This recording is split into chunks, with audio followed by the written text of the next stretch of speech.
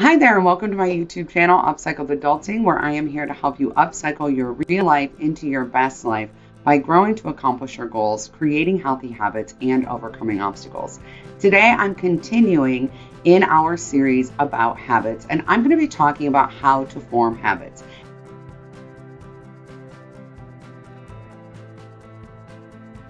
Now, before I start this, I want to just tell you a few things about me.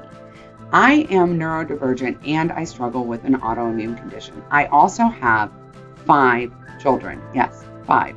And 2 of them have disabilities. Creating habits is incredibly difficult for me. Forming new habits is very challenging. They very rarely, if ever, actually become automatic.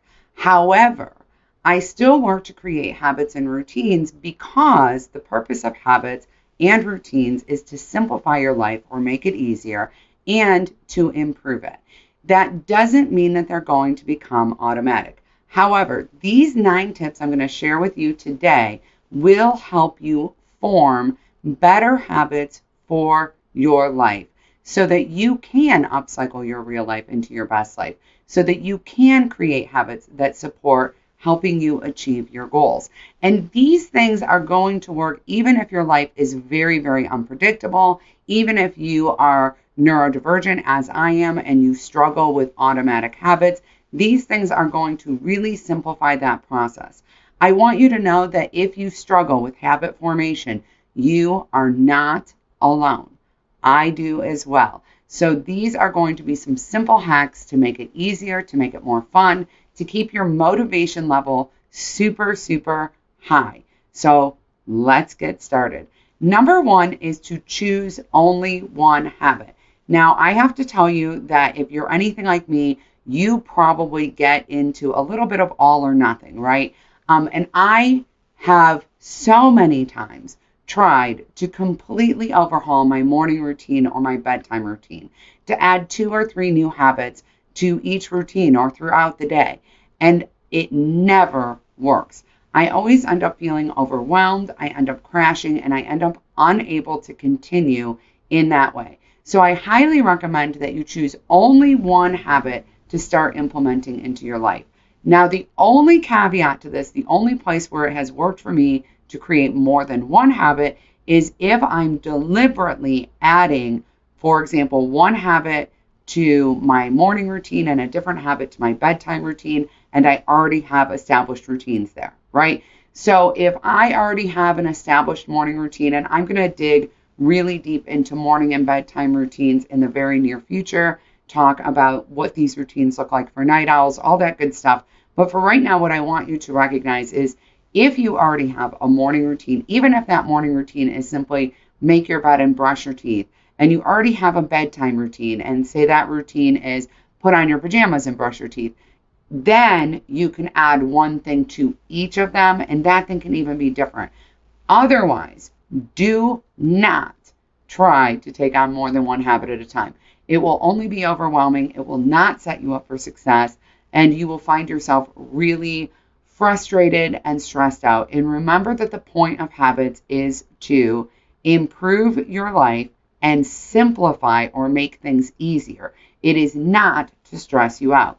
So we always want to be coming back to that point and be mindful of that point.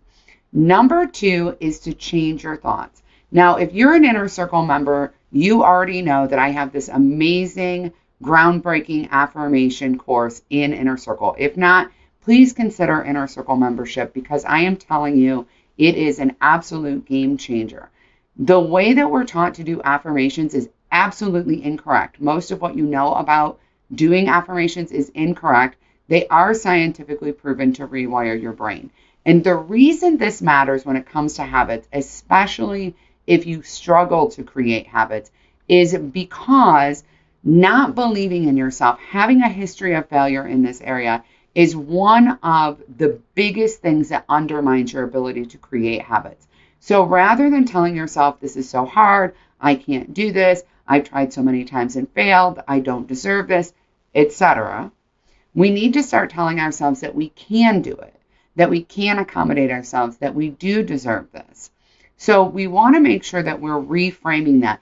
especially, by the way, with habits that are a little bit more resource consuming, meaning they take more time, energy, or financial investment.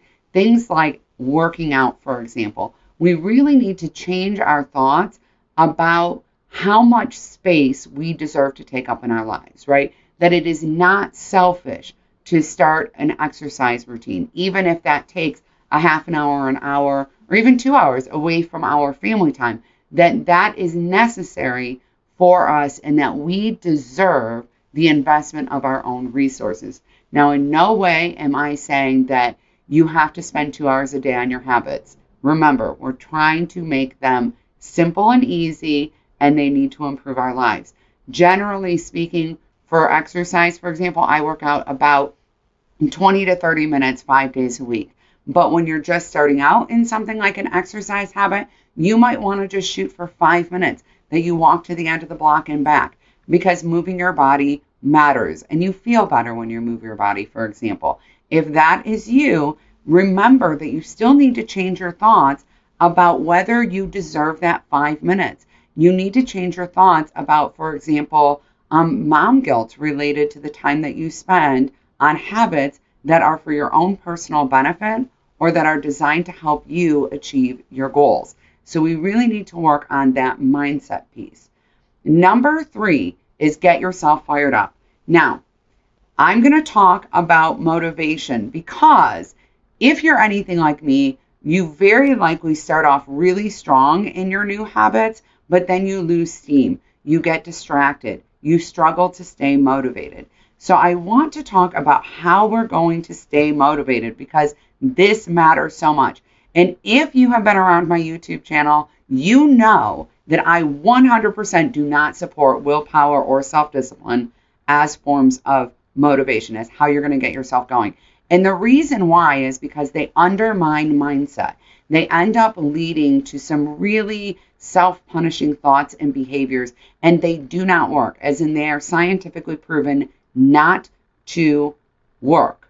And by the way, if you are not familiar with this, check my playlist and do not forget to subscribe so that you can be consistently being pumped up to get the things going in your life that you need going, because you truly deserve to live your best life and you absolutely can.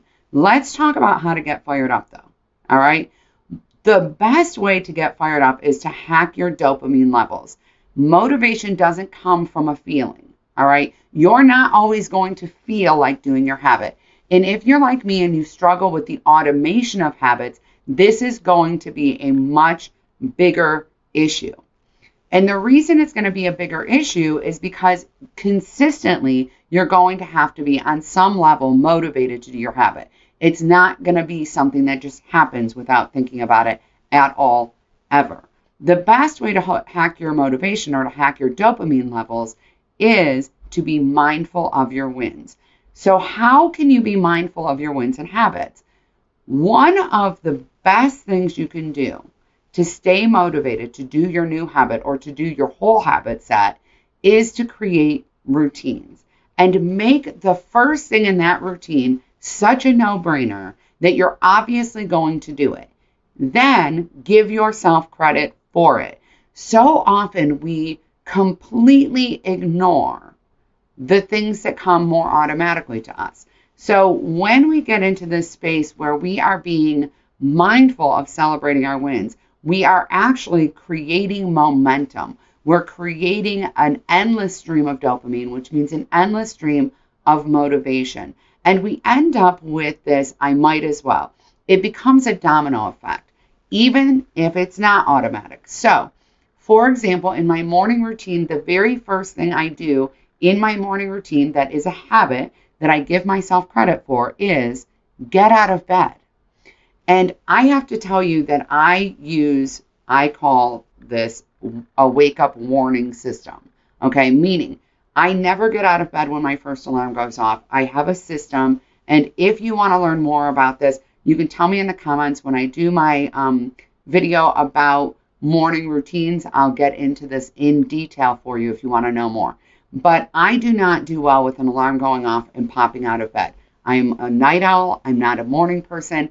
That isn't a habit. That's not a choice. I can't just go to bed earlier. That doesn't work that way. I'm actually wired this way. And because of that, I actually give myself time to acclimate to the idea that I'm getting out of bed, essentially. So I don't punish myself that I didn't get out of bed when the first alarm went off because I'm setting myself up for success. I celebrate the fact that I got out of the bed. All right. I got out of the bed. And in times that I've dealt with pretty severe depression or anxiety or things of that nature, I literally will celebrate that I got out of bed and moved to the couch to lay on the couch. And I will focus on that as my accomplishment for the day. And I want you to know that that is completely fine. Sometimes that happens also if I'm in a really bad flare and I'm not feeling well, right? Just getting out of the bed, all right, even if I'm getting back in it, is something worth celebrating. So that's the very first thing I do. I celebrate that. I straighten the bed. I celebrate that. I brush my teeth. I celebrate that. I put on my workout clothes. I celebrate that. I put on my workout shoes. I celebrate that. I turn on my workout. Generally, by the way, I celebrate the fact that I got through the warm-up portion because a lot of times I'm not feeling it, okay? And then that creates this avalanche effect of I'm getting a little dopamine every time I'm celebrating something, right? I have this record of wins. That gets me fired up and gives me enough dopamine to do the bigger thing or the new habit.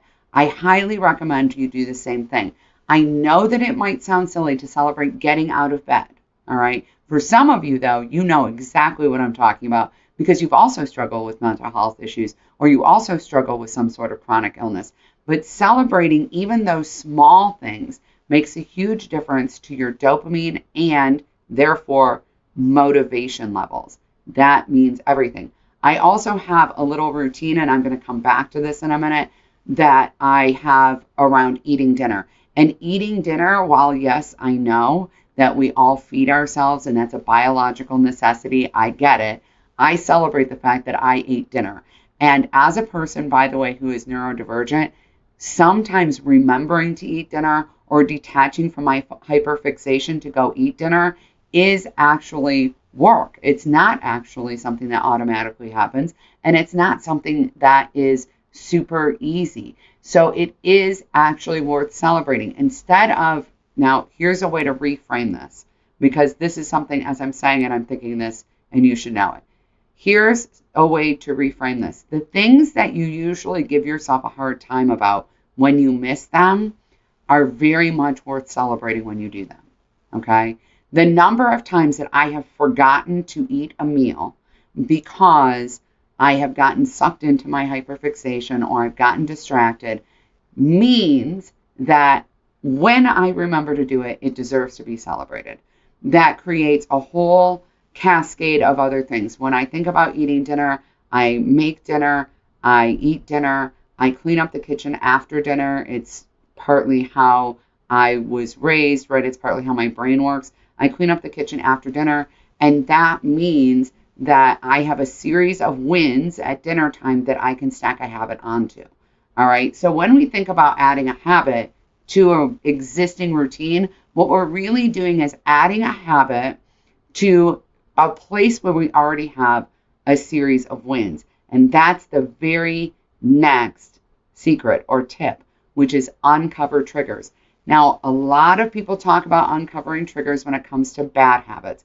And in a couple of weeks, I'm going to talk about how to break bad habits. And I'm going to be discussing triggers from that perspective. So again, do not forget to subscribe. But what I'm talking about right now is uncovering spaces where you may have a pretty consistent series of wins, or you have a set of things that you're already doing. Those things will trigger your habit. Now, the way that I like to do this is more like with like. So as I referenced my dinner routine, right? How I make dinner, I eat dinner, I clean up the kitchen. Now I've got a series of wins, all right? And I can break down that clean up the kitchen into like 5 more wins, all right? Because there's loading the dishwasher, there's wiping all the counters down, there's wiping off the table, right? So there's a lot of wins involved in cleaning the kitchen. And side note, for all of you who are neurodivergent, you get overwhelmed, you see all the steps for these individual things. Like other people are like, I just do the laundry, but you know that there's like 50 steps to doing the laundry and that overwhelms you. Giving yourself credit for each of those 50 steps makes a huge, profound difference. So do it. Do it. There is absolutely nothing wrong with that. And it will absolutely help you have more dopamine and more motivation so you don't have to do the dopamine chasing that you might otherwise do. But because that is essentially a set of cleaning things, okay, that's what I'm doing there. I'm straightening and cleaning and reorganizing and putting everything back. That means that dinner time triggers a series of cleaning events. And if I want to implement a new cleaning habit, putting it on top of that dinner set makes a lot of sense because I'm already cleaning, right? I'm already in that mode. And this way I don't have to shift what I'm doing or what my focus is. I can actually stay on that same thing. Again, very important if you're neurodivergent. So for the longest time, and I'll get into later why this changed, but for the longest time, I did something called tidy time in my house, where I would go from room to room with a basket. By the way, there is a video about this in my video series, so you can look it up. But I did a thing called tidy time. And I would go room to room with a basket and pick up things that didn't go in that room, and then go to the next room, put things away, pick up things that didn't go in that room, and so forth and so on. Most of the time, I did that after dinner because I'm already in cleaning mode. So why not just continue and do my tidy time then instead of shifting gears into something else? That is a trigger. Dinner time for me is a trigger to cleaning or tidying my house. So understanding that if you can see things in your life where you have sets, especially sets that are like with like, that is a routine that you already have, and you can pair other habits to that set, especially if they match. And then that will become a trigger to your new habit, right? So making dinner and eating dinner became a trigger to my tidy time habit. It just all flowed together. And then I would just move on to the very next thing. So look for those triggers. Look for those sets that are recurring in your life. Number 5, surround yourself with support. Now, I am the last person who would ever tell you to distance yourself from people who don't have the same habits you have or who don't have habits that you want. Okay? I'm not going to say that because I know that there's a lot of people in your life who you love and who are great in your life in other ways, but who may not have the same kinds of habits that you have. What I'm saying, though, is be mindful of how supportive they are capable or equipped to be related to your new habits. There are some people that when I am working on a certain habit, I do not talk to those people about it. Okay? For example, right now I'm in a Hashimoto flare and I have a big health goal. And one of my recurring habits is to exercise. I feel so much better when I exercise. By the way, that is not always the case if you have Hashimoto's or other autoimmune conditions, but I do. I feel better when I exercise. And I also feel better when I focus on eating a lot of plants and a lot of pastured meat, things like that. So being more cautious about things like sugar, alcohol, stuff like that, that will cause irritation or exacerbate the flare, right? I do a lot of lifestyle stuff to support my chronic illness. I'm very careful about who I lean into for support about that. There are people in my life who really, truly do not understand, and they try to be helpful by suggesting other things, like weight loss medications or weight loss programs or things like that. And that doesn't help me because it creates confusion in my mind and it feels hurtful. And I know that they mean it to be helpful, but to me, it's undermining to my habits, right? To me, it creates almost a why bother thing in my brain. And it is very important that you recognize that. When I am being more conscientious because I'm trying to reverse a flare or get a flare under control about what I'm eating or drinking, I am very, very mindful about who I go out to eat with, right? If they're going to be putting on a lot of pressure about having dessert or ordering cocktails, I might avoid having dinner with them. I might choose to go do something else with them. It doesn't mean I don't see them. It's important that as you're trying to create a new habit, that you are seeking support from people who are equipped to be supportive, and that you have people in your life who are supportive. Now, if you don't have these people in your real life, because I know a lot of us really don't have a village, and even when we do have a village, we don't necessarily have the same goals or the same habits or the same things we're working on. I want to again encourage you to check out Inner Circle membership, where you will be surrounded by a community of people who can support you, and you'll get weekly teaching and weekly group coaching from me to support you in your new habit, your new goal, and troubleshooting any obstacles you might have. All right, number 6 is practice self-care. Do not wait until your habit is perfected to actually practice self-care. Do not avoid self-care. Make sure that you are actually spending the time that you need to care for yourself and nurture yourself. A lot of times when people are creating habits and they're struggling with habits, they will withhold self-care because they haven't achieved what they intend to achieve.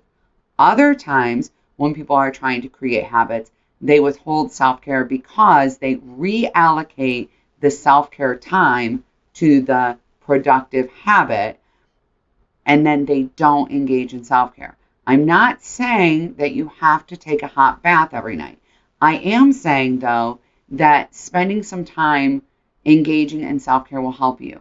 You can check out my video from last week, the 12 most life-altering habits, and look through those, and you will find a bunch of self-care related things that you can do. Some of them literally take less than 5 minutes to help you make sure that you're incorporating self-care in your routine. Now, one of my favorite self-care habits is just having a cup of my favorite tea by myself for a few minutes each morning, just so that I get that quiet time, right? To set an intention for the day, to feel good about what I'm doing in the day, to get some clarity about my day.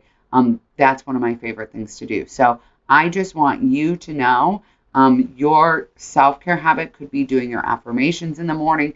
It could be writing in your journal. It can be a lot of different things. It doesn't have to be a hot bath or an ice cream sundae, okay? Self-care is really just about replenishing yourself and feeling good and giving yourself what you need. Now, I want you to know that during different seasons of my life where I have had a busier time, obviously when my 5 kids were little, when we were running 2 very demanding businesses out of our house and we had 2 huskies, my self-care routines looked a lot different than they do now when I'm an empty nester. This business is my sole focus. I have a lot more flexibility in my life now. So just know that the season of life that you're in right now, you might have a minute or 5 minutes for self-care every day, and later you may have more time. That's perfectly fine. Just be mindful about filling your own cup each day, about giving yourself that kindness each day. So number 7 is track your success. Habit tracking is really powerful because as we see streaks, as we see our ability to do our habits, it creates, again, an outside form of validation and motivation, and it actually gives us a foundation to continue on with our habits, right? We feel very motivated. If we've done it 10 times in a row, we're less likely to skip it. And I joke about this a little bit because I play Wordle. I don't know if anybody out there plays Wordle, but I do. And I had a streak of 50 wins on Wordle, but then I traveled and there was a time difference and I kept forgetting to do it because I was staying in a house with other people and things like that. And I lost my streak. And it was so frustrating to me that I had this big long streak. And every single time, I'm telling you, every time I lose my Wordle streak, it's because of something like this. All right. And every time I lose my Wordle streak, I struggle to start again because I feel like I'm back at 0. Okay. And sometimes there's good reason why I'm not doing it. I lived with my grandmother for almost a week and a half when she was passing to care for her. And I didn't obviously do my Wordle during that time because I was her full-time caretaker.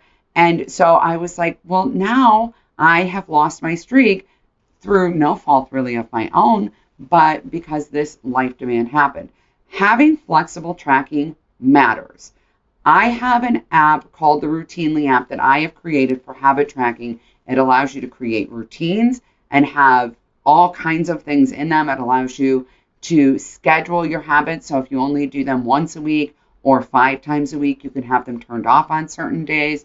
It allows you to categorize your habits so you can see where you're performing best. Is it home care habits, work habits, health habits, so that you can notice trends. But one of the biggest things that I like about it, one of the most important things to me, is the ability to skip habits. If I am sick, if I am having a flare, if I have a child homesick, and I can't do, if I'm staying with my grandmother and caring for her at the end of her life, I can skip my habits without breaking my streak.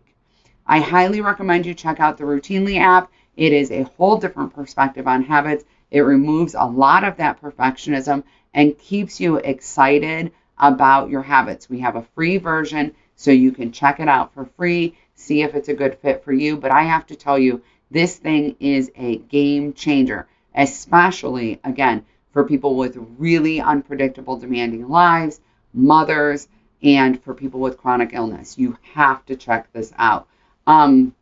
Number 8 is have a planned reward.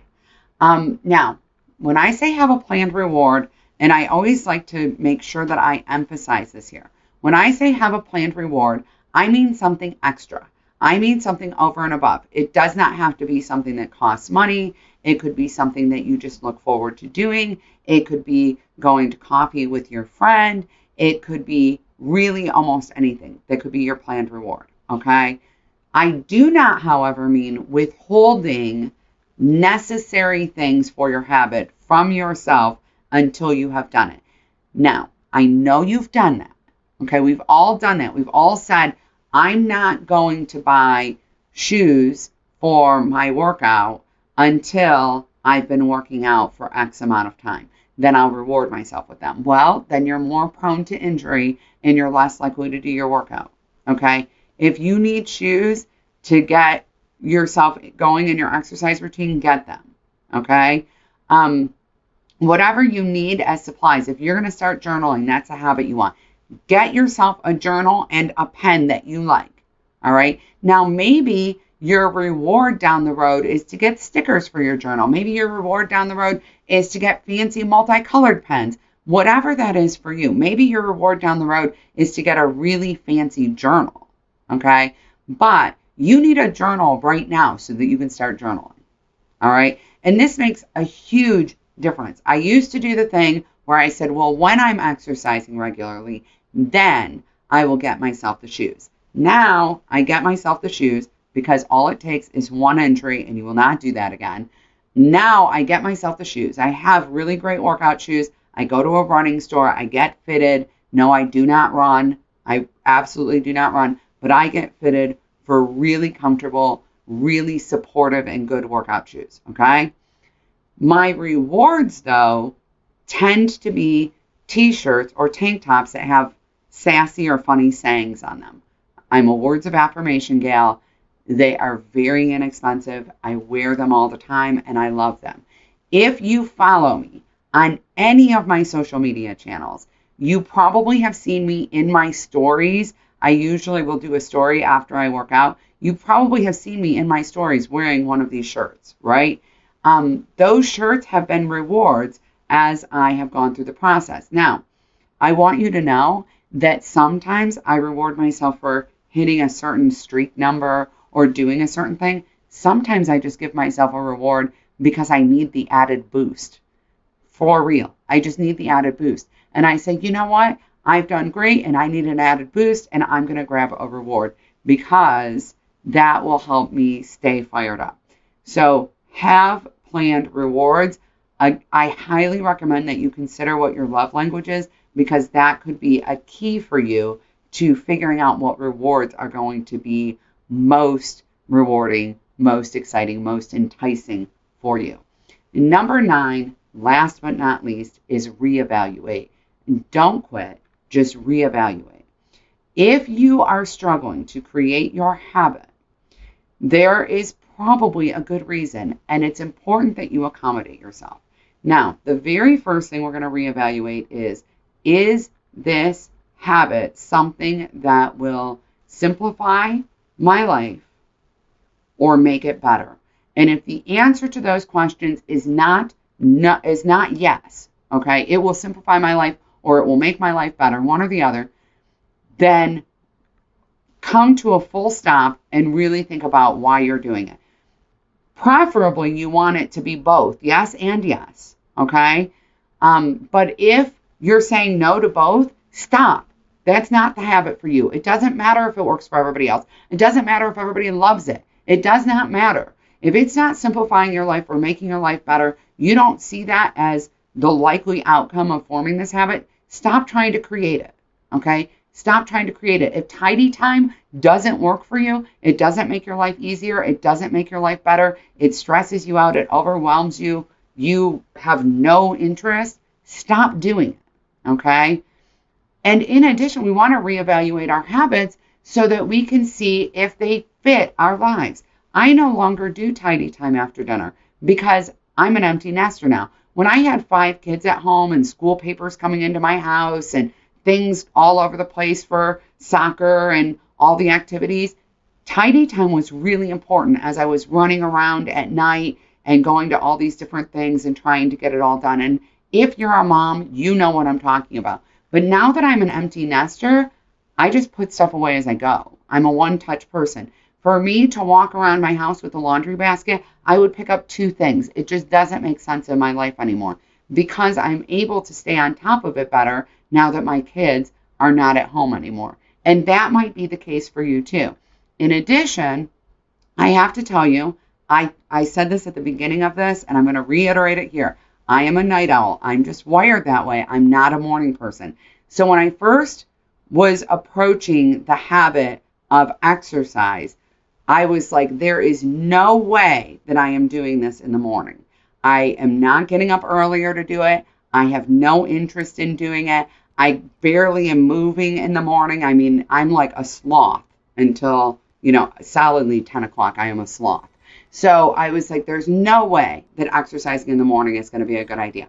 I tried to do it in the afternoon, after lunch. I tried to do it at dinner time. I tried to do it at bedtime. I tried to do it at so many times in the day. And I'm here to tell you, none of those times worked. Now, early on, because I hadn't learned this yet, I was so mad at myself, so frustrated that I didn't have the self-discipline or willpower to do it at blank time. But then I realized that my problem was shifting gears. Once I'm into something, I'm halfway through my day. Going and putting on workout clothes and going and working out is not likely. So I started trying to do it in the morning, and shockingly, that worked for me. It might not work for you. Rather than assuming that you are a failure or that you can't do this, ask yourself, how can I tweak this? How can I make this easier? Can I move it to a different time of day? Can I approach it differently? Can I break it down smaller? How can I make this easier for myself?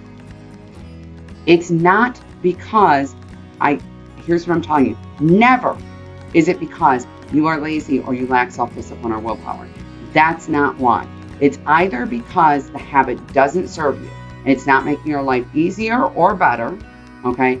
Or it's because you made it too big or it's in the wrong place. It is not because you have some character flaw that you're too lazy. That's not what it is. If you were getting the reward or the benefit of that habit, you would keep doing it, okay? If it was approachable for you. So how can you make it more approachable? Reevaluate that. You deserve to live your very best life. You deserve to be the author of your life. You deserve to be happy and fulfilled in your life. You deserve to wake up every single day feeling purposeful and fall asleep every single night feeling proud. You are absolutely amazing. Do not forget to subscribe. I will put the links below for both the Routinely app and Inner Circle. I so hope to see you there. You will absolutely love it. love being in the community, and I will love having you there. So I will see you next week. Again, don't forget to subscribe, and I will talk to you then. We'll be talking about how to make habits stick in continuing with our habit sessions. Bye, everyone.